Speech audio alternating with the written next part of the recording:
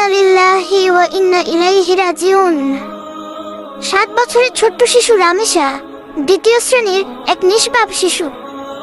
যে বয়সে একটা বাচ্চার হাতে থাকার কথা ছিল বই আর খেলনা, সেই বয়সেই তাকে পৃথিবীর সবচেয়ে ভয়ঙ্কর নিষ্ঠুরতার শিকার হতে হলো। অভিযোগ উঠেছে পাশের ফ্ল্যাটের এক দম্পতি নির্দয়ভাবে শিশুটিকে ধর্ষণের পর হত্যা করেছে। আর সবচেয়ে ভয়ঙ্কর বিষয় হলো এই নৃশংসতায় স্ত্রীও স্বামীকে সাহায্য করেছে।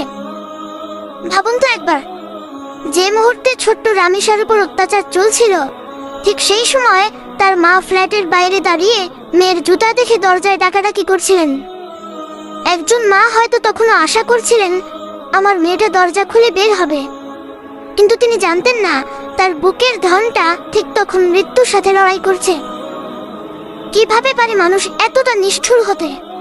কিভাবে পারে একটা নিষ্পাপ শিশুর কান্না শুনেও তাদের হৃদয় কাঁপে না? আজ সমাজে মানুষ আছে, কিন্তু মানবতা ধীরে ধীরে হারিয়ে যাচ্ছে। আল্লাহর ভয় চলে গেলে মানুষ পশুর চেয়েও ভয়ঙ্কর হয়ে যায়।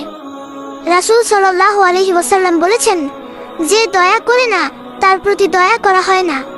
সহিহ আল বুখারী। আজ ছোট্ট রামেশা নেই, কিন্তু তার নিষ্পাপ মুখটা হয়তো সারা জীবন আমাদের বিবেককে কাঁদাবে।